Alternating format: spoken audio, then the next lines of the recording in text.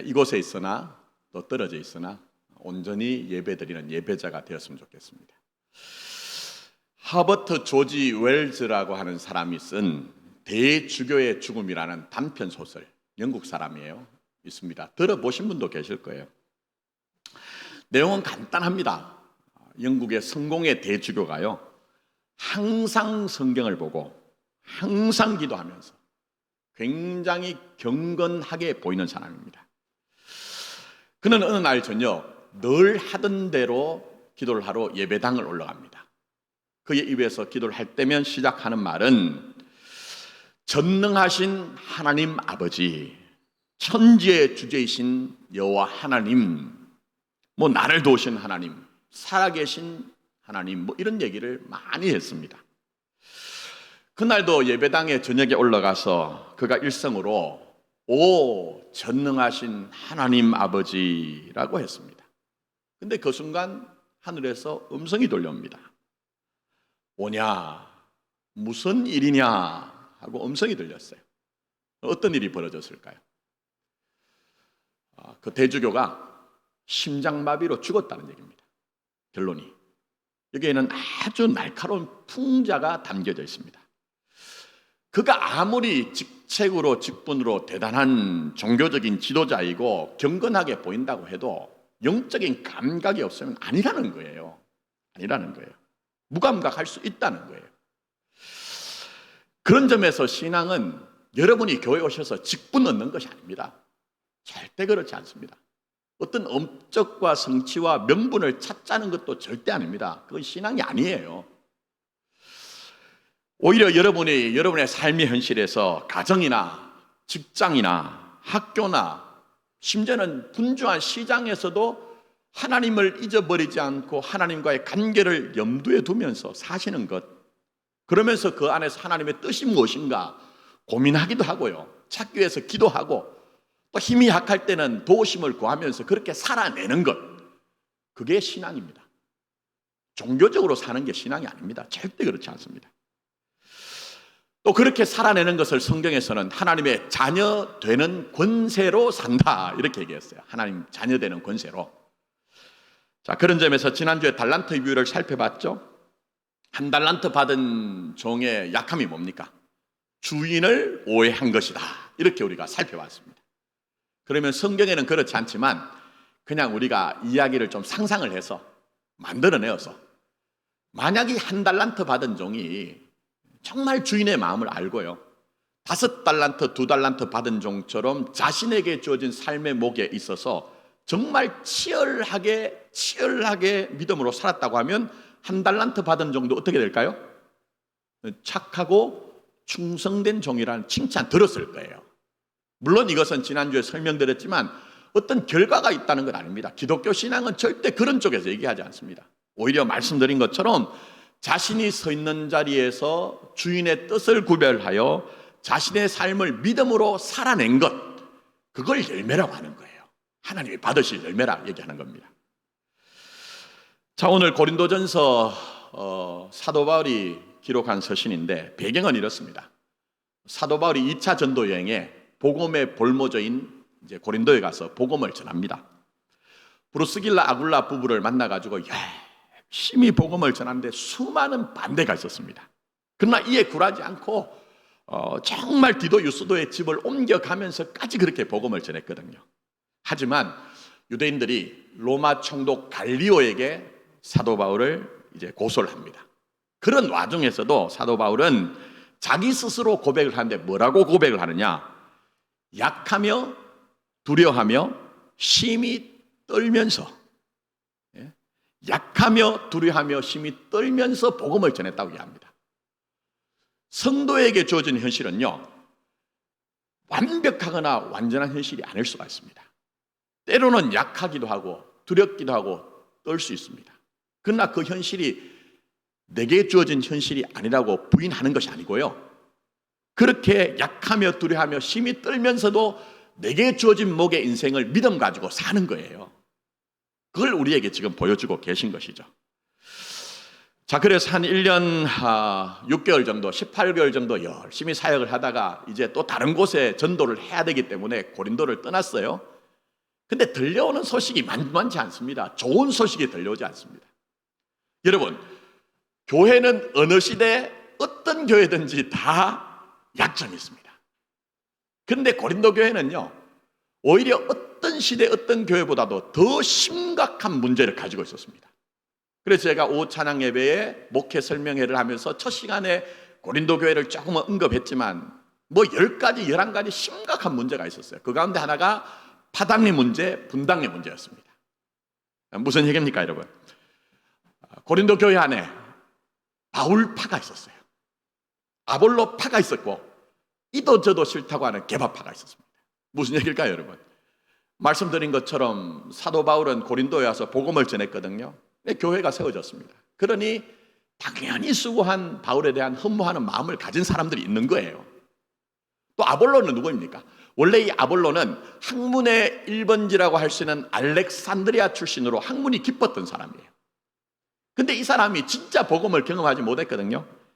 근데 브루스길라 아굴라 부부를 만나가지고, 바울과 동역했던 브루스길라 아굴라 부부를 만나가지고 하나님의 도를 체험하면서 진정한 회심을 경험했습니다. 예수 믿는 사람은요, 진정한 회심이 인생의 출발인 거예요. 그리고 난 후에 아볼로가 2대 고린도 교회 담임이 됐는데, 이 사람이 탁월한 사람입니다. 설교도 잘하죠, 복음을 변증하죠. 이러니까 아볼로는 다른 사람이 많잖아요. 그래서 아볼로파, 이런 파가 생겼습니다. 그러다 보니까 이 꼴 저 꼴 몰기 사람 싫은 사람들은, 게바가 누굽니까? 게바? 베드로죠. 아이고, 우리는 뭐 바울파, 아볼로파 싫다. 초대교회의 기둥 같은 사도는 베드로가 아니냐. 이래서 또 다른 사람이 생겼습니다. 자, 그런데 이런 사실에 대해서 사도 바울은 고린도전서 3장에 조금 확장해서 볼게요. 4절부터 8절에 뭐라고 얘기를 하시느냐. 아주 소중한 얘기합니다. 이 기독교 신앙이 뭔지를 이 짧은 구절 속에 담아내고 있거든요. 제가 읽어드립니다. 어떤 이는 말하되 나는 바울에게라 하고 다른 이는 나는 아볼로에게라 하니 너희가 육의 사람이 아니리요. 육의 사람이 아니지 않느냐 너희가, 이런 얘기예요. 그러면 아볼로는 무엇이며 바울은 무엇이냐? 그들은 주께서 각각 주신 대로 너희로 하여금 믿게 한 사역자들이니라. 나는 심었고 아볼로는 물을 주었으되 오직 하나님께서 자라나게 하셨나니 그런즉 심는 이나 물 주는 이는 아무것도 아니로되 오직 자라게 하시는 이는 하나님뿐이시니라. 심는 이와 물 주는 이는 한 가지이나 각각 자기가 일한 대로 자기의 상을 받는다 얘기합니다. 그러면서 아주 강하게 일침을 놓고 있어요. 이게 분명한 사도 바울이 우리에게 전하고 있는 기독교 신앙의 진의가 몇 가지 있습니다. 먼저 주께서 각각 주신 대로 너희로 하여금 믿게 한 사역자들이나 알겠습니다. 사도 바울이 대단하게 보이고 아볼로가 대단하게 보여도 나나 아볼로는 주께서 맡기신 역할, 임무를 할 뿐이라는 거예요. 다르게 얘기하면 주인은 누구시라고요? 예수님이라는 거예요. 착각하지 말라는 거예요. 오해하지 말라는 거예요. 교회에서, 이 교회에서 여러분이 신앙생활 하시면서 주인 되겠다는 마음을 추호도 가지지 마십시오. 그게 여러분 기독교 신앙 아니거든요. 큰일 납니다. 큰일 납니다. 지금 당장 표시가 나지 않아도 큰일 납니다. 더 나가서 나는 심었고 아볼로는 물을 주었으되 오직 하나님께서 자라나게 하셨나니 그런즉 심는 이나 물 주는 이는 아무것도 아니로되 오직 자라나게 하시는 이는 하나님뿐이라. 무슨 얘기입니까? 자신이나 아볼로는 다 주어진 책임과 한계 아래서 최선을 다한다. 최선을 다한다. 그러나 궁극적으로 하나님의 섭리와 일하심이 절대적인 것이지 우리가 절대적인 게 아니라는 거예요. 우리가 상수가 될 수가 없습니다. 산수로 얘기하면 우리 인생과 우리 교회에서는요, 우리 자신이 상수가 될 수가 없어요. 변수의 하나일 뿐이지 자기 자신이 무슨 신앙과 인생과 교회의 상수가 되겠다, 이거 잘못된 신앙입니다. 크게 잘못된 신앙입니다. 그래서 지금 사도 바울은 자기들이 변수일 뿐이라는 거예요. 절대적인 것은 우리 주님밖에 없다 얘기합니다. 자, 그런데 이런 신앙은 중요하죠. 그게 뭡니까? 아무것도 아니라고 했는데 아무것도 아니라고 했잖아요. 자, 그 다음 보세요. 뭐라고 얘기하는지. 심는 이와 물 주는 이는 한 가지이나 각각 자기가 일한 대로 자기의 뭘 받는다고요? 상 받는다는 거예요. 이런 마음 아니면 여러분 주님 앞에 섰을 때 상 받지 못합니다. 이런 신앙 아니면 절대 그럴 수가 없어요. 그러니 사도 바울 얘기하는 것은 비교 좀 하지 말자. 비교 좀 하지 말자. 각각 주어진 현실 속에서 하나님의 뜻을 분별하여 믿음으로 살아내자. 그러면 상이 있으니 너희도 비교할 것 없이 네게 주어진 그 삶의 현실 속에서 주님의 뜻을 따라서 현실을 좀 믿음으로 살아내자. 그게 충성이고 신실이고 하나님 앞에 영광이 되는 것이고 너희의 인생이 열매가 되는 것이다. 그걸 지금 우리에게 말씀하고 있는 거예요. 그걸 우리에게 말씀하고 계십니다. 제가 이렇게 정리를 해드렸지만 이게요 너무 평범해요. 아무것도 아닌 것 같아요. 근데 이게 얼마나 중요하고 소중한지 아십니까? 제가 목회를 하면서 지금까지 보면요, 제가 목도한 것 중에 하나는 어떤 분들은 알지 못해요. 이 사실을, 복음의 진리를 알지 못해서 향방 없이 자기의 소견대로 좋게 마음대로 사는 분들이 있어요. 목사도 그렇고 장로도 집사도 권사도 중직자도 그래요. 예? 근데 어떤 분들은 소시적에는 알았어. 예? 근데 나중에 잊어버리더라고요. 그래서 성경에서 말씀하신 대로 그대로 그 인생이 되는데 그게 뭔지 아십니까? 영으로 시작했다 육으로 망하는 거예요. 목사가 무슨 여러분들에게 거짓말을 하고 구라를 하고 제가 위협을 하기 위해서 말씀드리겠습니까? 아닙니다. 복된 인생 살도록 하기 위해서 제가 말씀을 그대로 전하잖아요. 예? 육으로 시작하였다 영으로 망하고 정말 추하게 되더라고요. 자, 그런 점에서는 다시 말씀 보십시오. 나는 심었고 아볼로는 물을 주었으되 오직 하나님께서 자라나게 하셨느니라. 여러분 누구나 다 마음속에서는요 심으면 내가 거두고 싶어요. 그렇지 않습니까 여러분? 심었으면 내가 거두고 싶은 거 인지상정입니다. 물을 주었으면 자라나게 한 결과에 대해서 사람들에게 인정받고 칭찬받고 싶어요. 그 인지상정입니다. 그러나 기독교 신앙은 그럴 수 없다는 거예요. 왜요? 예수가 내 안에 계셔서 우리 주님께서 너희가 나를 따르고자 하면 자기 십자가를 지고 자기를 부인하고 나를 따르라고 한 것이 적확하게 내게 이루어졌다고 하면 이것은 신앙적인 것이 아니구나, 하나님의 나라의 것이 아니구나, 영적인 것이 아니구나. 그러니 심는 자는 심는 것으로 족한 줄 알고 물을 주었으면 물을 준 것으로 족한 줄 알아야 되겠구나 하는 것들을 인식하고 그 길을 쫓아간다는 거예요. 그 길 쫓아간다는 거예요. 여러분 그게 신앙이지. 여러분이 이 교회 오셔서 무슨 장로가 되고 내가 바라고 내가 뜻을 함께하는 사람들이 장로, 권사, 집사가 된 게 그따위식을 가지고 신앙으로 하면 큰일 납니다. 정말 큰일 납니다. 그러니 여러분 교회 잘 보세요. 표신하지 않아도 하나님은 교회에 역사하십니다. 그게 뭡니까? 심은 사람들이, 물을 준 사람들이 거두겠다고 하면 그때부터 그 공동체는 영적인 암흑기가 옵니다. 저는 이걸 정확하게 경험했습니다. 정확하게 경험했습니다. 그러니 교회도 어떻게 되죠? 심은 분들 계시면 심은 것으로 족한 줄 아세요. 물을 주신 분들이 있다면 물 준 것으로 족한 줄 알고, 진짜 내 삶의 열매는 하늘의 밀알이 땅에 떨어져 죽어서 많은 열매를 맺게 하신 예수님이 진짜 내 인생의 열매이고, 그렇기 때문에 내 인생도 그렇게 열매가 되어져 가고 있는 나의 인생 자체라는 것을 여러분이 아주 날카롭게 분명하게 인식을 하셔야 된다는 거예요. 그래서 저는 우리 교회가 좀 그렇게 변화가 되었으면 좋겠어요. 여러분이 어떻게 보시든지 저는 그 일념 때문에 지금도 목회를 하고 있거든요. 버티면서 싸우면서 때로는 이런저런 모양으로. 제 모교회 후배 중에 얼마 전에 중령교회 담임 목사로 취임한 후배가 있습니다.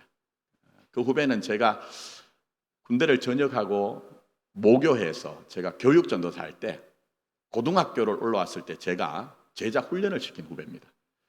그리고 제가 담당하던 부서에서 교사를 했는데요, 잘 도와줬어요. 그리고 이 친구도, 이 후배도 목사가 된 거예요. 한 번은 제가 이제 식사를 섬길 기회가 있어서 만났더니 그때가 이 후배가 이제 담임 목사로 나가기 위해서 몇 군데 교회를 지원했던 거예요. 그래서 저한테 얘기가, 형님, 저는 제가 담임 목사 나가는 교회가 지금 현재 부목사로 섬기는 교회 같은 교회를 만났으면 좋겠습니다. 이렇게 얘기를 해요. 그 후배는요, 욕심이 없어요. 깨끗하고 진실해가지고 사실은 자기는 목사라는 이름만 가지고 부목사로 평생 목회를 해도 괜찮겠다 하고 늘 고백하고 그렇게 살았던 후배인데, 이제 나이가 드니까 교회가 좀 부담스러워해서 그렇게 이제 담임 목사로 지원을 했어요, 다른 교회. 그래서 제가 보니까 이 친구가, 이 후배가 한 10년 이상을 그 교회에서 담임 목사예요. 저 부목사를 했습니다. 10년 정도 살면요, 사람도 그렇지만 교회도 다 속속들이 압니다. 뭐가 강하고 약하고 빛과 그림자가 있는지 다 보이거든요. 근데 부목사가 지금 현재 내가 사역하는 교회, 이런 교회 좀 만났으면 좋겠습니다 하는 얘기 쉽지가 않습니다, 솔직하게. 근데 이 친구가, 이 후배가 아주 진실하게 얘기하는 거예요. 왜 그러냐 얘기했더니 이력을 얘기해요. 물론 이 후배는 현재 담임하시는 목사님 부임할 때 그렇게 간 건 아닙니다. 그 이전에 어떤 역사적인 사건들을 잘 얘기하면서, 원래 그 교회가 한 1000명 이상 되는 교회인데 목사님이 부임을 하시고 몇 년 동안 계속 사람이 줄었대요. 목사 괴로운 것은요, 성도가 주는 거예요. 재정 주는 겁니다. 그런데 저는 그런데 압박당하지 않습니다. 저는 여러분이 어떻게 생각하시는지, 내가 하나님 앞에 진실하게 목회하면 되는 것이지 현상을 가지고 내가 하나님 앞에 승부 걸지 않는다는, 이미 어릴 때부터 제가 기도했던 것이기 때문에 그런 것 때문에 제가 흔들리지 않습니다. 그런데 그 교회가 수백 명이 주니까요, 뭐 교인들이 걱정이 되잖아요. 당연히 원로 목사님 찾아갔어요. 근데 어떤 일이 발생했을까요? 원로 목사님이 아주 엉뚱하게 냈습니다. 왜 나를 찾아왔냐고. 왜 나를 찾아왔냐고. 나는 이제 이 교회 담임 목사가 아니고 은퇴를 했는데, 담임 목사님은 새로 오신 목사님인데 목사님의 목회 방침에 최선을 다해서 따르고 충성을 해야지 무슨 일을 지금 그렇게 하냐고. 그 다음부터는 그럴 수가 없는 거죠. 없는 거예요. 그게 오래 믿은 사람들의 역할입니다. 목사도 그렇고 오래 믿은 사람들의 역할이에요. 다른 게 역할이 아닙니다, 여러분. 그렇지 않아요, 여러분. 그리고 원로 목사님은 전형적인 부흥 강사였어요. 뭐 성경이 어떻든지 마지막에는 믿습니까? 하면 아멘하고. 근데 그 후임 목사님은 제 선배기도 하지만 차근차근하신 분이에요. 그리고 성경의 기본적인 신앙의 내용이 뭐죠? 하나님을 사랑하고 이웃을 사랑하는 쪽으로 가는 게 교회입니다. 그게 신앙입니다. 그래서 그 선배님이 그런 이제 사회봉사, 이웃을 섬기는 일들을 시작했는데, 이 스타일이 다른 것은요, 스타일이 다르면 다르다고 생각했는데 틀리다고 생각하기가 쉽습니다. 그런데 그 교회 당회 성도들이 일치가 되어서 따라줬어요. 그래서 지금 이 교회가요, 어느 교회라고 제가 말씀드리긴 그렇지만 굉장히 아름답고 또 굉장히 안정적으로 그렇게 이름이 나 있는 교회가 되었습니다. 제가 왜 이 말씀 드릴까요? 김 목사의 소원은 다른 데 있지 않습니다.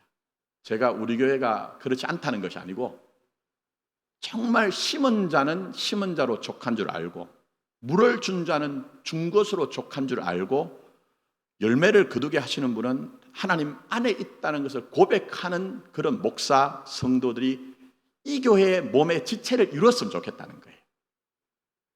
그래야 여러분들이 손해보지 않습니다. 예수 믿으면서 손해 많이 봅니다. 자, 보세요.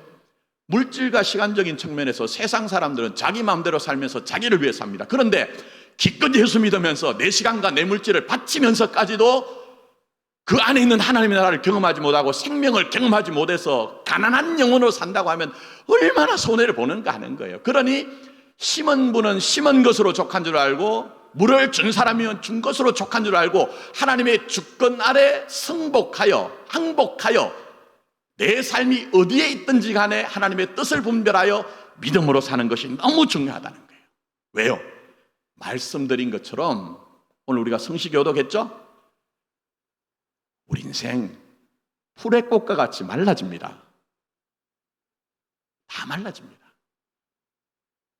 영영이 서 있는 것은 하나님의 말씀이기 때문에 언젠가는 저희가 다 주님 앞에 서야 됩니다. 그걸 꼭 기억하셔야 됩니다. 그래서 여러분, 신앙이란, 충성이란 다른 것이 아닙니다. 종말론적인 때와 시간을 기억하여 내 목에 태어진 그 내 목의 삶을 믿음으로 사는 거예요. 내 삶이 내 것이지 누구 것이겠습니까? 우리는 많은 경우에 내가 원하는 최선의 상황만이 내게 있어야 된다고 고집하기도 하고 염려하기도 하고 그것 때문에 슬퍼하기도 하지만 사실은 내게 주어진 삶은 누구의 것이 아니라 내 것이기 때문에 때로는 심을 때, 때로는 물을 줄 때 열매가 보이지 않는다고 해도 그 속에서 믿음을 가지고 사는 것, 그걸 하나님이 우리에게 바라신다는 거예요. 자, 그런 점에서 그런 예가 있죠? 그게 누굽니까? 다윗입니다. 자, 오늘 제가 부분적으로 발췌해서 읽었는데 21장, 사무엘상 21장과 30장은요 이 다윗의 인생의 가장 위기의 순간이었어요. 우리로 말하면 좀 안 만났으면 좋겠다는 삶의 현실이에요. 근데 안 만나고 싶다고 해서 여러분 안 만날 수 있던가요? 삶의 우리의 국면들이? 자, 21장이 뭡니까? 사울이 다윗을 죽이고자 하는 목숨의 위협 속에서 블레셋으로 도피를 합니다. 망명을 합니다. 근데 이게 말이 안 되거든요. 왜 그렇습니까? 이스라엘과 블레셋은 불구대천의 원수의 나라예요. 거기다가 블레셋의 용장이었던 골리앗을 누가 죽였어요? 다윗이 죽였잖아요. 근데 지금 목숨이 너무 위급하니까 말도 안 되는 일 벌어진 거예요. 그게 블레셋 가드로 간 겁니다. 아기스 왕에게 자기를 의탁하는데 아기스는 사람 이름이 아닙니다. 이 블레셋은 도시국가 연합체예요. 그래서 가드, 가사, 아스돗, 아스글론, 에글론 같은 이 도시국가들이 연합한 국가인데 직책명입니다. 그런데 가드 왕의 부하들이 딴박이 하나 보거든요. 저 인간이 누구라고요? 다윗이거든요. 그래서 가드 왕에게, 아기스에게 왕이시여, 저 사람은 다른 사람이 아닙니다. 사울은 천천히요, 다윗은 만만해요 했던 그 노래의 주인공입니다. 얘기합니다. 그러니 다윗이 지금 목숨이 경각에 달한 것이죠. 그래 어떻게 합니까? 미친 채 하잖아요. 실성한 채 하잖아요. 인간이 마지막 지켜야 되는 것은 자존심 아닙니까? 자존심 하나 지키면 그래도 버틸 수가 있는데 자존심조차 버리고 미친 채 하여 침을 질질 흘리면서 자기 몸을 문에 어기적거리는 그런 모습, 얼마나 가련합니까? 용맹한 사람에서, 담대한 사람에서, 사람들에게 영광을 받던 사람에서 정말 가련하기 짝이 없습니다. 근데 우리도 살다 보면 그럴 때가 있더라는 거예요. 없는 게 아니고 그런 때가 있더라는 거예요. 자, 그런데 이런 어울리지 않는 다윗의 모습은요, 이것만 아닙니다. 바로 앞에 사건이 뭐냐면요, 가드로 가기 전에 제사장 아히멜렉을 찾아갑니다. 근데 제사장을 속여요. 그래 진설병 떡을 먹고 시장에서 그 다음에 뭐라고 얘기를 하느냐, 이 다윗이 여기 당신의 수중에 창과 칼이 없습니까? 제가 너무 급해가지고 지금 무기를 갖지 못하고 지금 왕의 임무를 지금 수행하러 왔습니다 얘기합니다. 이건 거짓말이거든요. 근데 이 모습이 얼마나 어색하냐면 골리앗과 싸울 때 다윗이 외쳤던 일성이 뭡니까? 너는 칼과 창과 단창으로 내게 오느냐? 나는 누구의 이름으로요? 만군의 여호와 이름으로 내게 가노라 했는데 지금 이 순간은 약해져가지고 칼을, 무기를 찾고 있는 거예요. 우리가 때로는 참 굴욕적이다, 비참하다, 없던가요? 예수 믿으면? 늘 나는 사람들 앞에서 믿음의 담대함을 가지고 나 괜찮아요 이렇게 살 수 있던가요? 남들에게 말하지 못한 내 삶의 속살 속에서는 참 비굴한 그런 순간이 있더라는 거예요. 자, 그리고 말씀드린 것처럼 아기스에 왔어요. 실성한 것처럼 미친 척처럼 합니다. 그랬더니 아기스 왕이 다행히 한마디로 말하면 저런 미친놈은 내게 필요 없다 얘기를 해서 이제 목숨을 구하게 됩니다. 그리고 난 후에 어디로 가죠? 다시 유다 땅으로 돌아옵니다. 아둘람 굴로 그렇게 가는데 잘 보세요. 우리 속담에 소도 뭐라고 합니까? 비빌 뭐가 있어야 된다고요? 언덕이 있어야 된다고 하잖아요. 근데 지금 이 아둘람 굴에 도망을 했는데 소도 비빌 언덕이 있어야 되는데 이 사람들이 다윗에게 도움이 되느냐는 거예요. 자, 뭐라고 얘기합니까? 환난당한 모든 자와 빚진 모든 자와 마음이 원통한 자가 다 그에게 모였다 얘기합니다. 도움되지 않는다는 거예요. 전혀 1도 도움되지 않는 사람들이 모였는데 400명의 사람입니다.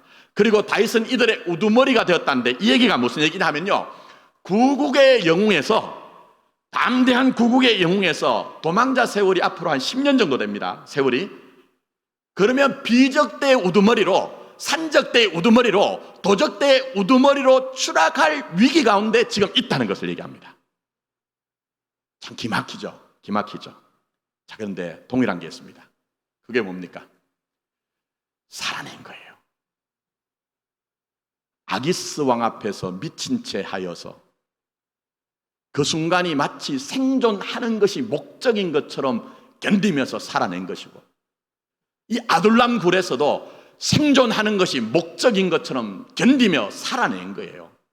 그러니 여러분, 예수 믿으면서 여러분이 생각하실 때는 예수님 믿기 때문에 내가 어떤 면에서 인생의 최정상을 누려야 되지 않겠느냐? 현실은 그렇지 않습니다. 그러나 그 순간도 하나님 함께 하세요. 살아내셔야 돼요. 살아내셔야 돼요. 그리고 더 극적인 게 뭡니까? 그 다음 읽은 30장입니다. 과정을 다 생략해서 여러분이 이해가 되지 않겠지만 27장에 가보셔야 되는데, 다윗이 블레셋 가드로 다시 도피를 합니다. 근데 이때는 아기스가 받아들여요. 그럼 이상하죠? 왜 그렇습니까? 이건 요즘 말로 얘기하면 용병처럼 받아들인 거예요. 그리고 이때쯤 되면 다윗이 더 이상 위협의 대상도 되지 않는다는 거예요. 그렇게 받아들였습니다. 자, 그리고 가드 왕이 시글락이라는 성을 이제 내어주는데, 그곳에서 이제 1년 4개월 정도 지났는데 블레셋이 뭐려고 하느냐? 쉽게 얘기하면요, 이스라엘과 전쟁을 하겠다는 거예요. 뭐 전쟁하면 전쟁하겠지. 그러나 그게 아닙니다. 자, 뭐라고 요구하느냐?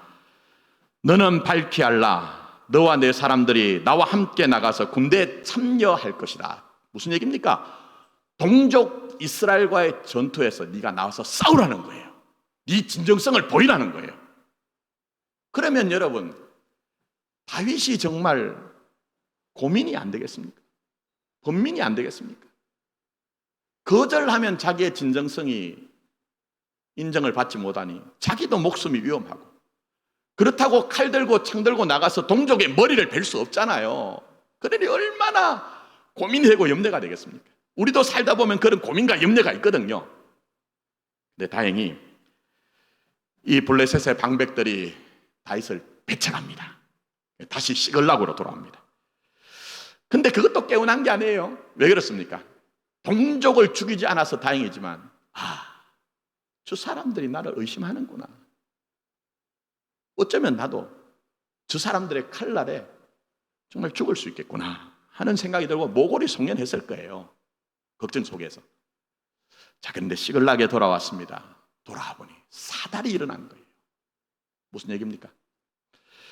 아말렉이 쳐들어와서 자기 가족들이, 자기 자식과 자기 아내들과 가족들이 살고 있던 시글락성을 완전히 초토화시키고 불태워버렸습니다. 그리고 여자들을 다 끌고 가고 자녀들을 끌고 가버렸습니다. 그러니 다윗과 다윗을 따른 600명의 사람들이 기력이 다해서 울 수 없을 때까지 통곡을 하는 거예요. 당연하지 않겠습니까, 여러분? 신세가 너무 안타까우니까, 자기 신세가. 우리가 이 이방 나라에 와가지고 이렇게 서러움을 당하고 살고 있는데, 우리가 이렇게 또 가족들을 다 포로로 끌려간 이런 현실, 그러니 통곡하겠죠. 근데 이때 다윗을 따르던 사람들이 얼마나 충격이 컸던지, 그 600명의 사람들 어떻게 합니까? 다윗을 향해 뭘 들어요? 돌을 드는 거죠. 돌을 들고 치려고 합니다. 이해는 됩니다. 내가 당신을 쫓아서, 당신을 따라서 뭐가 남은 게 있나는 거예요. 여러분, 때로는 여러분 예수 믿으면서도 그런 마음 드시죠? 내가 평생 동안 예수님 따랐는데 내 인생에 지금 손에 뭐가 있습니까? 하는 허무와 탄식들이 가끔 우리에게 있잖아요. 그게 다윗과 똑같은 것이 여러분의 인생이라는 거예요. 이것을 다윗의 신경으로 말하면 얼마나 추락을 하여 더 이상 내려갈 수 없는 그런 지경이겠다는 거예요. 기가 막히죠. 형제와 가족과 같은 사람들이 돌을 들고 자기를 치려고 하는 현실. 자, 그런데 여기에 대해서 다윗의 심경을 길게 기록하지 않습니다. 자, 말씀 한번 보겠습니다. 뭐라고 얘기합니까? 다윗이 크게 어떻게 해요? 다급하였으나, 현실입니다. 다윗이 크게 다급하였으나, 그 다음에 뭐라고 합니까? 그의 하나님 여호와를 힘입고 용기를 얻었더라. 할렐루야. 신앙이 이것입니다. 있는 현실 부인하거나 부정하지 아니하고 다급할 수밖에 없는 이런 현실 속에서 여호와 하나님을 바라봅니다. 이 순간에도 하나님 나와 함께 하시지, 나를 도우시지, 지금까지도 나와 함께 하셨던 하나님 나를 버리시겠느냐 생각하고 하나님을 의지하여 하나님 주시는 힘과 용기를 얻었다 얘기를 하고 있습니다. 그러니 여러분의 삶의 현실이 지금 어떤지 저는 개별적으로 알지 못합니다. 안다고 해도 제가 그것 일일이 여러분들에게 말씀드리지 않은 것은 아니고, 어떤 현실 속에 있든지 하나님은 여러분과 함께 하세요. 내가 원하는 높고 높은 그 영광의 자리뿐만 아니라 이 다윗처럼 낮고 낮은 그 처절한 삶의 자리에서조차도 정말 크게 두려워하고 크게 우리가 다급할 수밖에 없는 상황에서도 하나님은 살아계시고 하나님은 역사하시기 때문에 여러분이 그 하나님과 함께 그 삶을 살아내신다고 하면 분명히 하나님은 여러분의 구원이시오 영광이시오 내 머리를 드시는 분이시기 때문에 하나님의 역사가 있을 것이라는 거예요. 그러니 여러분의 삶의 현실이 어떠하든지 우리도 그 길 갔으면 좋겠다는 겁니다. 다른 것이 아니고 그 길 갔으면 좋겠다는 거예요. 왜 그렇습니까? 다윗이 사는 것이나 우리가 사는 것이요 별 다르지 않기 때문입니다. 여러분은 많은 차이가 있다고 생각하시지만 사실은 우리가 차이가 없습니다. 그래서 우리도 다윗처럼 도망가야 될 때가 있습니다. 좀 폼나게 살았으면 좋겠는데 도망가야 될 때도 있습니다. 때로는 사람들에게 환영받고 격려받고 인정받았으면 좋겠는데 환영받지 못할 때도 있습니다. 때로는 자존심을 다 내려놓고 버티고 버텨야 되는데 언제가 끝인지도 모르는 그런 상황도 있을 수가 있습니다. 어떤 때는 내게 그렇게 형제 같고 가족 같은 사람들이 일어나서 실망감 속에서 돌을 드는 것처럼 내가 모든 것들을 다 상실하고 빼앗기고 심지어는 내게 힘과 도움이 됐던 것이 아무 도움이 되지 않는다는 것을 우리가 절감할 때가 있어요. 그런데 여러분, 다윗이 그가 블레셋에 내려갔을 때나 아둘람 굴에 있을 때나 지금 현재 제가 말씀드렸던 이 삶의 현실 속에 동이나 논리가 있죠. 다시 한번 정리하십시오. 그게 뭡니까? 내게 주신 현실은 남의 것이 아니라 내 것이고 그 안에서 최선의 상황이 아니라 할지라도 내게 주어진 삶을 하나님의 뜻을 구별하여 하나님을 의지하는 것, 그럴 때 하나님이 내게 구원의 힘이 되신다. 그리고 그렇게 사는 것을 신앙이고 뭐라고 한다고요? 충성이라고 하는 거예요. 교회 오셔서 무슨 장로가 되고 교회 오셔서 무슨 업적과 명분을 쌓아가지고 사람들이 나를 보면 두려워하고 내게 고개를 숙이는 것이 신앙이 아니고 정말 여러분의 삶의 자리가 어디 있든지 간에 내 삶은 하나님이 주신 것이니 하나님을 믿는 믿음으로 살아내는 것이 충성인 거예요. 그리고 그렇게 살아낸 인생이 주님 앞에 섰을 때 네 인생이 내게 열매라고 얘기하고 너 내 나라로 들어오너라. 주님 말씀하셨죠? 알곡과 가라지 가르치잖아요. 그게 알곡으로 되어지는 거예요. 그렇지 않으면 가라집니다. 그러니 저 여러분들이 누가 뭐라고 해도 지금 당장 열매가 보이지 않아도 지금 현재 심는 분이면 심으십시오. 물을 주시는 분이면 물을 주십시오. 때로는 낮은 자리 그곳에 처하고 있다 해도 하나님이 나와 함께 하신다는 믿음을 가지고 살아내십시오. 살아내십시오. 그럴 때 하나님은 구원의 이름이 되어 주실 것입니다. 정말 구원의 이름이 되어 주실 것입니다. 이런 교회와 성도가 되었으면 좋겠습니다. 자, 그런 점에서 제가 영화를 참 좋아하는 사람인데 영상을 썼더니 또 어려워하시는 분들이 계세요. 오늘은 가끔 쓰는 영상인데 오늘 하나 보여드리려고 하는데, 홀랜드 오퍼스라고 하는 영화, 95년도 영화입니다. 오래됐습니다. 마지막 장면입니다. 보시고 난 후에 제가 설명드릴 테니까. 성경 구절은 안 나온대요. 너무너무 성경적이에요. 자, 보여주시기 바랍니다.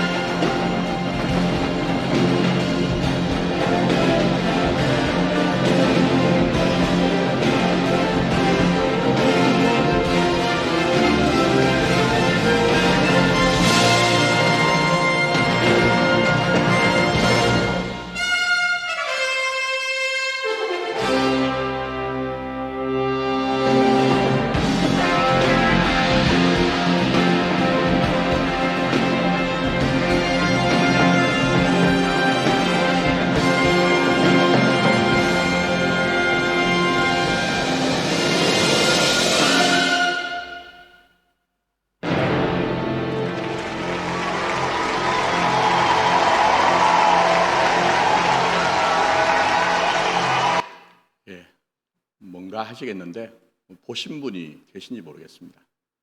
저기 서 있는 분은 음악 선생님이세요. 원래 위대한 작곡가로 교향악을 만들어서 정말 입신양명하여 세계적인 음악가가 되고 싶었어요. 오늘도 그렇지만 예술가들의 삶은 녹록지가 않습니다. 꿈만 쫓기에는 가장으로 책임이 너무 크거든요. 그래서 어쩔 수 없이 그냥 잠시 동안, 한 4년 동안만 내가 학교의 교사로 그렇게 생활하겠다고 해서 그리고 생계를 위해서 음악 교사가 됩니다. 그 고등학교가 존 F 케네디 고등학교인데 가보니 심각해요. 애들이 음악에는 흥미가 없고 교향악단 있는데 삐걱거리고 이게 말로 달 수가 없어요. 자, 그러나 이듬해에 아들이 태어납니다. 어쩔 수 없이 잠시 이제 음악 교사 하기로 했던 것이 계속 지속이 되면서 그 안에서 자기 천직을 발견해요, 이분이. 그래서 음악에 흥미가 없던 학생들에게 로큰롤과 클래식을 비교하면서 음악에 흥미를 일으키고요. 또 그 가운데는 아까 조금 전에 어떤 여자분 한 분이 클라리넷 불죠? 랭이라는 소녀였습니다. 음악에 대해서 클라리넷을 이렇게 가르쳐주면서 심취하게 하고 또 큰 것은 꿈을 심어줬어요. 그리고 미식 축구 선수 중에 뭐 전혀 음악하고는 관계없는 학생이 있었는데 이 학생에게 손뼉과 발 이렇게 구름을 통해서 박자를 가르쳐줘 가지고 이제 큰 북을 치게 합니다.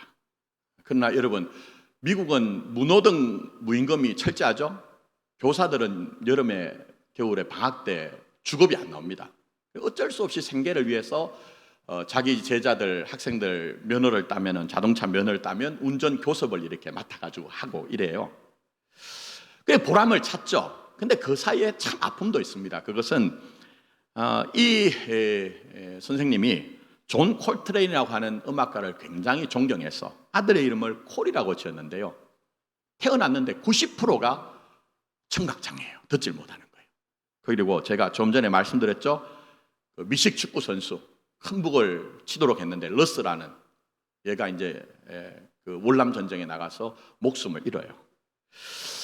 그런 비보를 접하는 가운데서도 시작할 때 4년 하기로 했는 게 이제 30년이 된 거예요. 그래서 사실은 저행하는 미국의 역사를 쭉 훑습니다.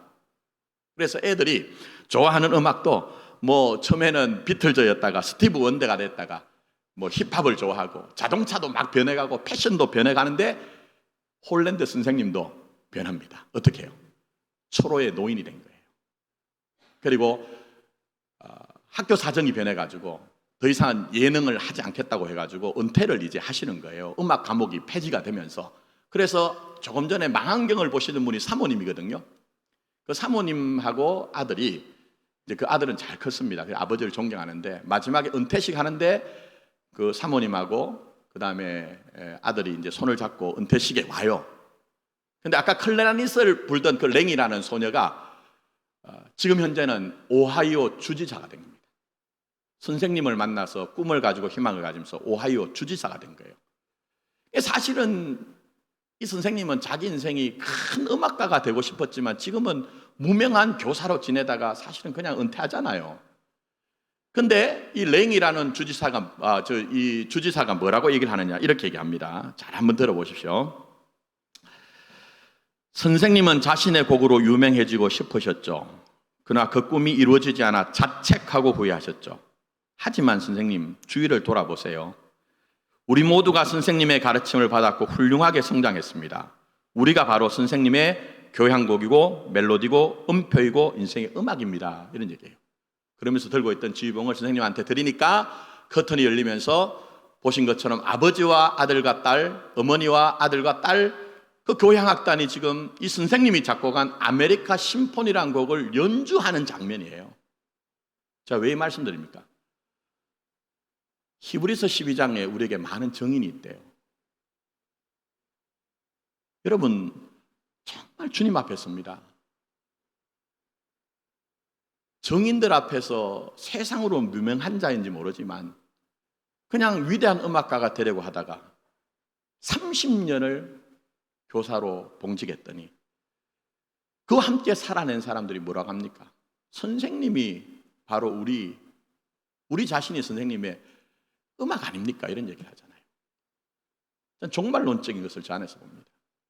정말 그렇습니다. 그러니 오늘 이 영화 보셔도 심으면 심는 것으로 족한 줄 아십시오. 물 주었으면 물 준 것으로 족한 줄 아십시오. 하나님의 주권 아래 우리 인생이 있으니 어떤 순간에 있더라도 믿음 가지고 사십시오. 그럴 때 언젠가 주님 앞에 섰을 때 말씀드렸죠. 네가 내게 열매라 말씀하실 거예요. 열매라는 얘기를 듣고 싶습니까?